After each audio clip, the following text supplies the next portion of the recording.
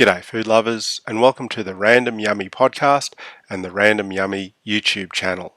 If you're listening, you can watch the video on YouTube. If you're watching and you just want to listen to the audio, I've got an Anchor FM podcast which is also available in the Apple podcast app as well as Stitcher as well as Pocket Casts. So tonight I made nood bog, also known as nood bolognese. So what the hell is nood bog? Now you're going to have to listen to this or read the show notes while in a happy, light-hearted frame of mind, just to know that sarcasm is my first language. So if you're offended, that's your problem, not mine. So what's nood bog? I know that Canberra has a thriving naturist community who like to swim in a watering hole on the south side of town. I've never been there, nor have I ever participated in any naturist activities. I'm very much a clothes-on person, apart from when I'm in bed sleeping. However, that's entirely different and not for discussion here.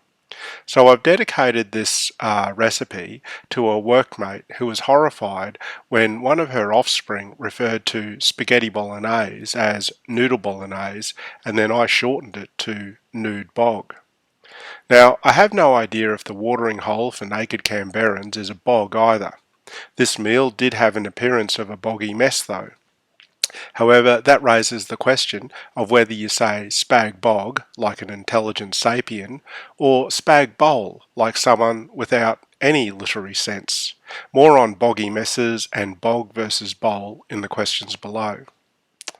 Now, worse is yet to come from my workmate, who is of Italian heritage. Because I'm eschewing excessive carbohydrates, noodles, or if you must accept that Marco Polo's theft of all of the good food ideas from China, call it pasta, is replaced with eggplant, or for the fancy people, aubergine, or for the modern social media savage aficionados, the penis emoji. You're going to have to look at the show notes to see how many times I use the eggplant or aubergine or penis emoji. I'm guessing blokes fond of using that emoji may wince when I explain how I slice longitudinally the eggplant with a really sharp knife after degloving the skin with a potato peeler. Now the recipe is basically requires some oil, speck, onion, carrot, celery, garlic, rosemary, some chuck steak or some rump steak, which is what I use tonight, a pork rasher, some tinned tomatoes, some fresh basil, some dried oregano, bay leaves, tomato paste, a beef stock cube, some red wine, some Parmesan cheese, and of course the eggplant. In terms of what you do, you can decide whether to buy just mince meat or whether you want to mince it yourself. I decided to mince it myself, so I use my Tupperware meat mincer, and I wanted to have a nice combination of lean beef plus some fatty pork belly. So that's why I use the rump steak and the pork rasher. So I set the minced beef and pork aside once I'd minced it, and then I diced or chopped some onions, celery and carrot. You could also add garlic, that's in the recipe. I decided not to use garlic because I couldn't be bothered. I put some oil in a hot fry pan, fried up the dried speck to render out the fat. I chopped the onion, carrot, celery and added the sprigs of rosemary. I stirred that until the vegetables softened, and then I turned up the heat and added the mincemeat and stirred until it was all browned. I then broke up some basil leaves, just tore them with my hands. The recipe says to chop them, I just prefer to tear them. I then added the tinned tomatoes, the basil leaves, dried oregano, couple of bay leaves, tomato paste, beef stock cube, some red wine and some cherry tomatoes. In the video, you won't see me add the red wine because I actually forgot, but then after I turned the video off, I added the red wine before the final stages. So you just stir that, bring it to a boil, and then reduce the heat to a slow simmer. Put on a lid and then cook for about an hour or so. I ended up cooking it for about an hour and 20 because I had a FaceTime session with one of my daughters in the middle of this. Now you want to end up with a nice, thick, rich sauce. And while the bog sauce is cooking, that's time to deglove your eggplant, slice it longitudinally with a really sharp knife, slice the sections into noodle-shaped strips, and then set aside those eggplant noodles. And when your bog sauce is ready, turn off the heat source and aliquot the bog sauce into containers for freezing so that you can have it another day, and then leave aside enough for dinner or tea. In the remaining bog sauce, add in the eggplant noodles and then stir it through. Allow the eggplant noodles and the bog sauce to rest for a few minutes so the noodles absorb the thin, fatty liquid in the sauce and take on the flavour so the eggplant noodles soften enough to eat. In terms of plating up, I basically emptied everything out in a bowl and then served it with chopsticks because, bloody Marco Polo the thief. Now, you'll see some photographs in the show notes on the blog page.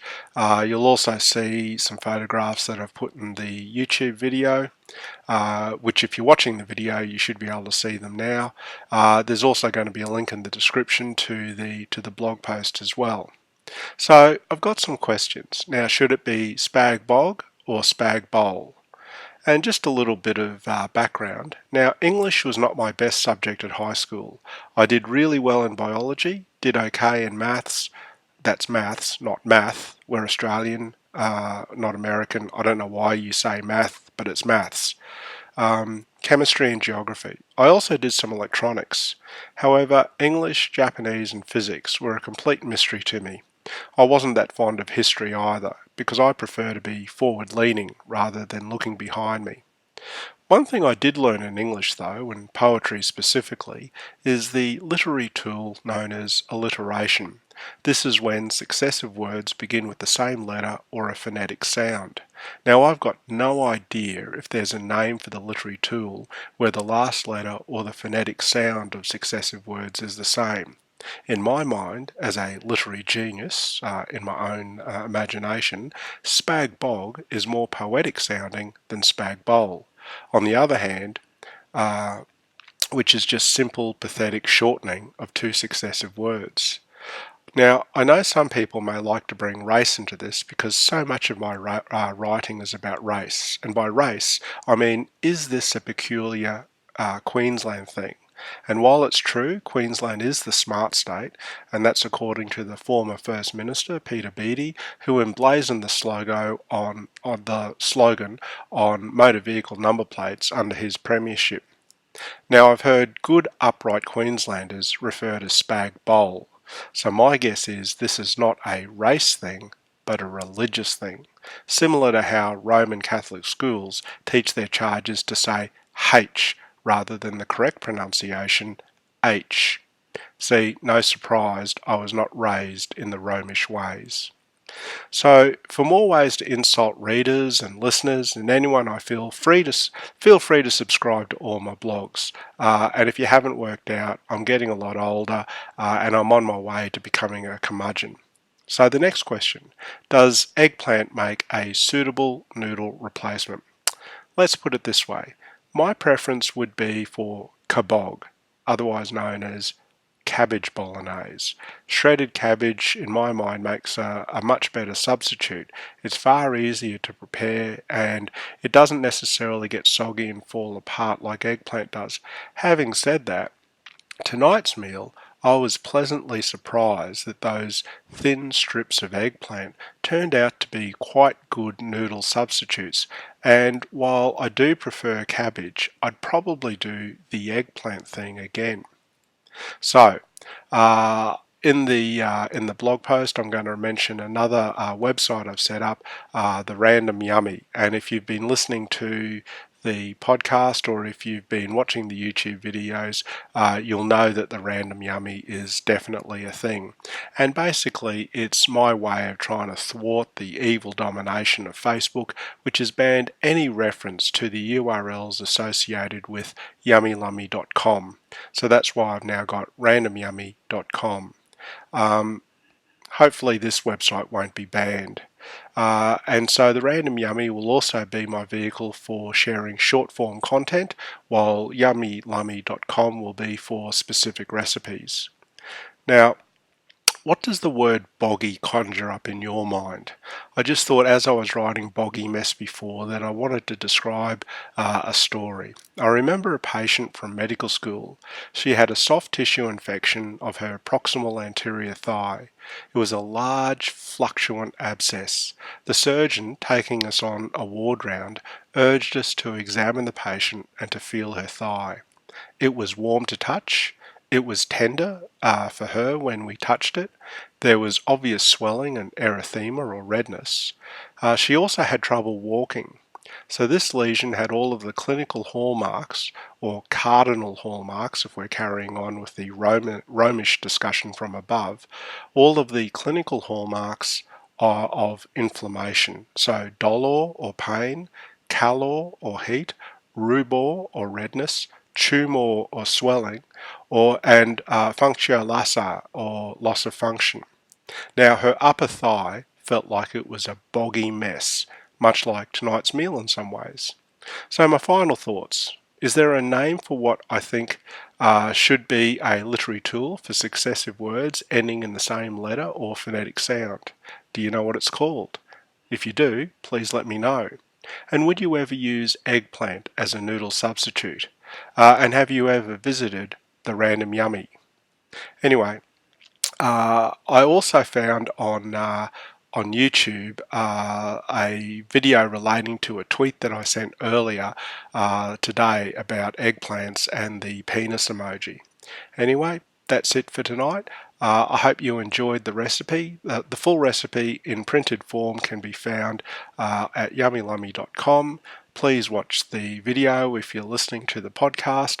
And if you do want something short, sharp, and quick in terms of audio clips, I do the Random Yummy podcast with my usual Random Yummy content. It can be up to a few times a week.